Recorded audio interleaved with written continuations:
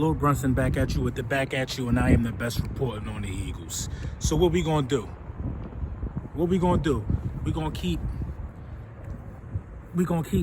being upset that other teams are making moves and not us. It's frustrating.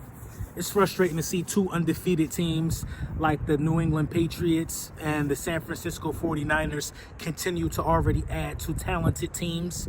It kind of makes you, it kind of reminds you of how the Philadelphia Eagles were when we had our hands around the neck of the NFC and then we went out and acquired Jay Ajayi. It reminds you of stuff like that, right? I think a defensive back went off the board as well, went to Seattle.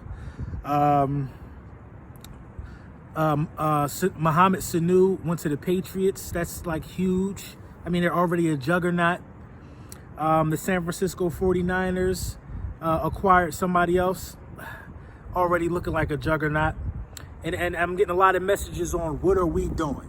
The 49ers acquired Emmanuel Sanders. That's huge.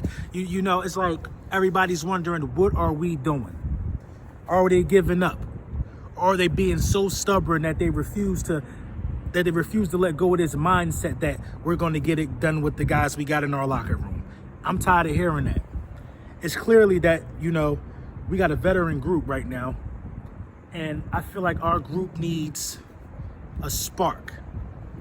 I feel like we got a veteran group, a group that knows how to play when it's time to play, but you got to get us to that time. How are we going to get to that time? We need to start adding pieces. At the end of the day, trade deadline ain't over. Who knows who's available? I don't know what the Atlanta Falcons are doing. Are they tanking or not? If the Atlanta Falcons are tanking, then I'm giving you 2 first-round picks. And I'm giving you 2 first-round picks and Nelson Aguilar. Just give me Julio. You know what I'm saying? If people tanking, man, we need to start acquiring pieces, man. Period, man. Period. Somebody asked me, should the Philadelphia Eagles be buyers or sellers at the trade deadline? We got to be one or the other.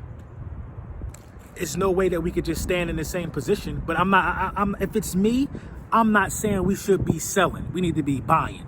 Because look how close the division is. You know what I'm saying? And to speak about the division, I mean, come on, the testicular fortitude of some of you Dallas Cowboys fans. I mean, the cojones, the grapefruits of some of y'all to act like y'all just wasn't on a 3-game slide. Talking to me like y'all, you know what I'm saying? Talking to us like y'all got a 4-game lead or something on us. And y'all got this thing bottled up. That's not the case. You know what I'm saying? But without further ado, Lil Brunson back at you with the back at you, and I am the best reporting on the Eagles, and these are the keys to victory to beating the Buffalo Bills. Now, the keys to victory are simple. In fact, there's only one key. It's one word: togetherness. You hear me? Togetherness. This team got to start doing the basics of football. They got to start from the beginning. Looking out for the man to the left and the right of you. I'm talking about they need to break it down Barney style like that. I mean, nobody wants to play for each other. You know what I'm saying? You know, you can't even lie. It looks like a team without an identity. It looks like the head coach don't have a hold on this thing. I mean, we're very capable of losing our 3rd game in a row. We're very capable of losing our 3rd game in a row. The way we look and the distractions we got in the locker room, the way the media is all in our business and jumping down our throat, this is not good for what can materialize on the field. You know what I'm saying? The poor play of the Philadelphia Eagles have them in a position. And now you know what? This is solely on coaching, man. A lot of this is on coaching, man. You really can't even blame the players to this point. I'll tell you why. The scripted plays aren't working. Who's responsible for that? Doug Peterson. He calls a flat game for 2 years straight now. He's been calling flat games. You know what I mean? He's not putting people in the best position for them to succeed. He's going with his favorite player and putting his favorite player on the field. You know what I mean? I don't appreciate the way Orlando Scandrick was used as a scapegoat. Oh, we got embarrassed. Let's cut somebody who was already expendable. No, some people with names on this team probably should be released as well for the lack of effort that they're giving. You know what I mean? It's not a lot of effort that I'm seeing, man. So there's that. We got to be together if we're going to take care of this Buffalo Bills situation, man. We got to be together, man. Winning cures all. We got to go out here in Buffalo and secure a win. We're very capable of doing this, but do I think we're going to do it? This is one of the first videos that I think I ever made where I actually feel like that I can't pick us to win this game. You see what I'm saying? I cannot give you a prediction on this game because I won't even be surprised if we lose this game. Because right now we are not a good football team. Can we win the game? Absolutely. I haven't heard any news on Deshaun Jackson this week. Hopefully Deshaun Jackson makes an appearance. You know what I'm saying? I feel like that we're not going to go out there and get playmakers before the trade deadline. Obviously, the playmakers are being snatched up. I feel like our best bet right now as a football team is to go get Chris Harris Jr. I mean, Jalen Mills looks really good. I didn't expect Jalen Mills to look that good coming back. You know what I mean? After not playing for a year. He looked really good. Stride for stride with Amari Cooper. Played with some urgency. Probably the only one on the field in our uniform that did that. Jalen Mills looked really good. So, I mean, if you could pair Chris Harris with Jalen Mills, I think you can really patch up the cornerback situation on our football team if we go and make a move. You know what I'm saying? A lot of people want to say, you know, that we're putting too much value on our picks by not wasting our picks. Don't make no sense to me because everybody was a pick. Everybody was a pick. You hear me? Nobody came straight out of high school, and you know what I'm saying? Unless you was a walk-on, everybody was a pick. Everybody that means something 9 times out of 10 was a pick. It's about how you pick, though. We ain't been doing a good job of picking because we had a bunch of picks and none of them ain't doing nothing. In fact, the only ones that's being used is Dillard and Sanders. You know what I'm saying? Arthur-Whiteside is looking like a pick that should never happen. You know what I mean? But at the same time, is he getting awarded any opportunities? You know what I mean? If you're not going to trade Alshon Jeffrey, you're not going to trade Nelson Aguilar, then they got to step up and still play the game of football. You know what I'm saying? So the man key is being together and rocking out for the man to the left and the right of you. You know what I'm saying?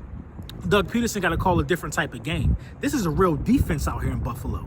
This is a real defense out here in Buffalo. This 3-game road trip that we've been on right now ain't been successful. We've been blown out twice. Two of the three road games we've been blown out. You know, it ain't been in our favor so far. You see what I'm saying? We're on the road getting treated like we ain't nobody. We got to go out here and win this game against Buffalo. Get back to 500. Start taking things one game at a time. We got to see some type of pass rush. And I don't know what it is. I feel like the Philadelphia Eagles are content with the people on the roster, and they're not going to make no splashes in free agency before the trade deadline. This is why I feel that way. I feel that way because we're dumpster diving for defensive tackles from practice squads. From Oakland and from Houston. I don't care if the dude was with us before. He ain't with us no more for a reason. We dumpster diving. You know what I'm saying? We're looking for people who can't even make their own team. They're on a practice squad. You see what I'm saying? And then we got guys like Miles Sanders, who I believe should be on the practice squad for a year. And we not running Boston Scott, who I believe has some value if you give him the touches that Miles Sanders is getting. You know what I mean? But that's neither here nor there. I feel like that we are still, we're cheap. We're cheap. We're cheap. We are still trying to get guys for the lowest price, which is why we're dumpster diving in practice squads. There's guys available, man. Teams are trying to offload marquee players that can help turn this thing around. You know what I mean? But if we rocking out the same way we came out of last week's game, that's fine too, because we're capable. So togetherness, you know, the offensive scheme got to change. It ain't really much you could do about the defensive scheme, in my opinion, but the offensive play calling has to change. We have to take more shots deep, and we got to run more with Howard. You know what I'm saying? We got to use more misdirection. I haven't seen a screen pass. I haven't seen the basics. We have to be a play action football team if we're gonna win some of these games. Hard fake to the running back, throw the ball. This is elementary football. And that's how we could beat an aggressive defense like the Buffalo Bills. You see how the Cowboys use our aggressiveness against us? That's what we got to do to the Buffalo Bills. They smell blood. Who wouldn't smell blood after a team that looked how we just looked on Sunday? Got embarrassed, man. Let me know what y'all think in the comments, though.